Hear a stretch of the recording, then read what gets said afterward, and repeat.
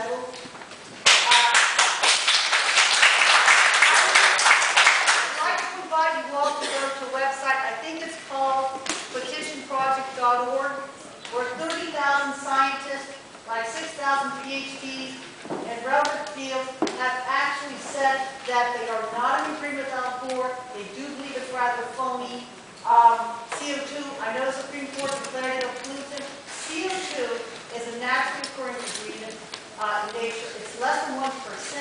We are carbon-based creatures, and I think we all learned in elementary school that the trees sort of like it. It's kind of good for the cold.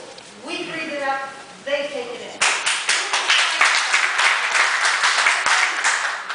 I am shocked.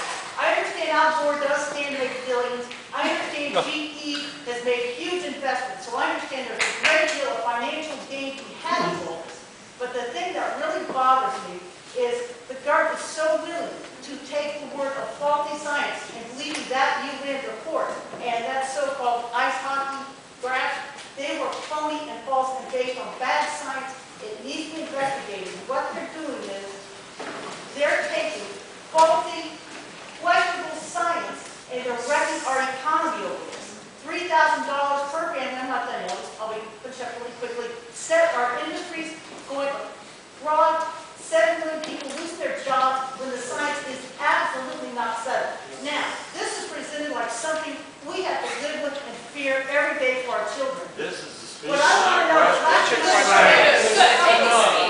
I have 4 PhD scientists in my family. It's not settled. Let's look at the science. Look at the Arctic ice cap. And the last thing I want is Antarctic ice cap is anything.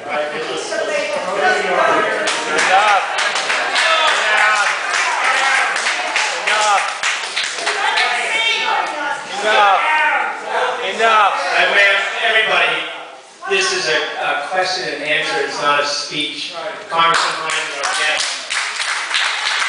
I really recognize, I think we all appreciate the passion and the emotion that goes into a lot of these issues. They're very, very complex issues.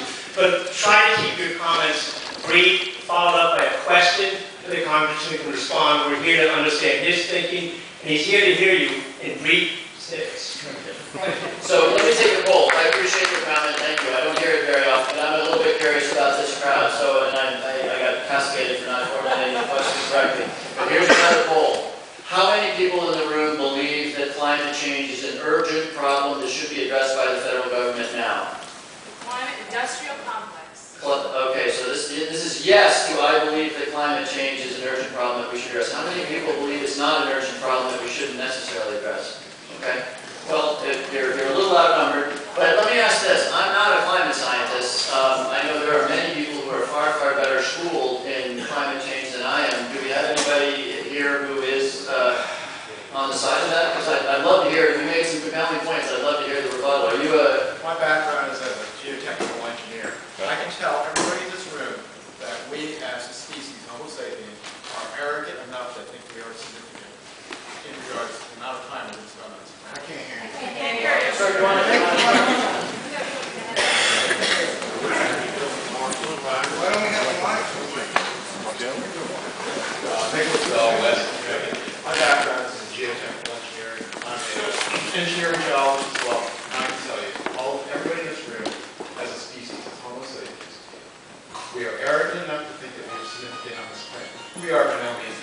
We will be here a very small period of time, geologically. It will be insignificant in regards to the amount of time we spend here.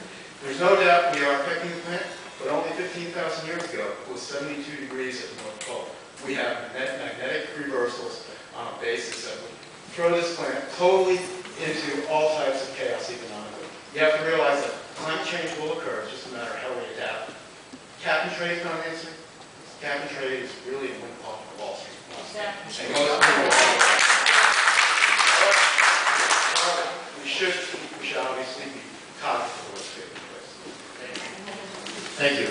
Okay, let's move on to something. Sir, you've had your hand up in the back there for a while. Would you like to come up, please?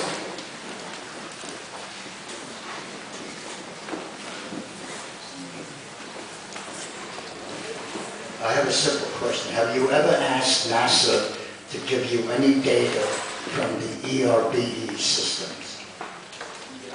Irving.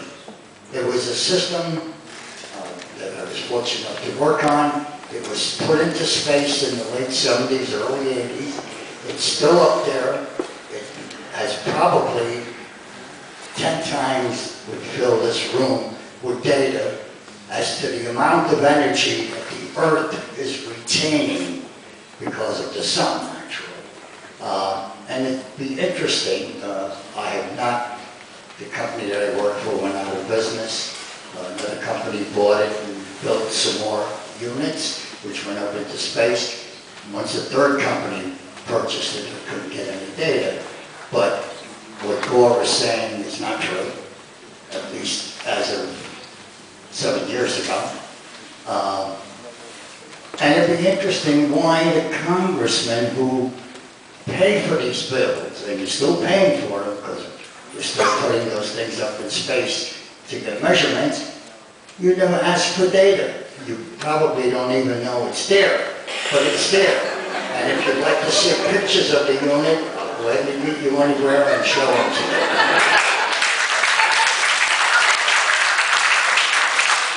Thank you, sir. And guilty as charged. Before just now, I'd never heard of the Irving program, but I will look into it. Thank you. I had not heard of it, and I had not asked about it, but I appreciate you bringing it to my attention.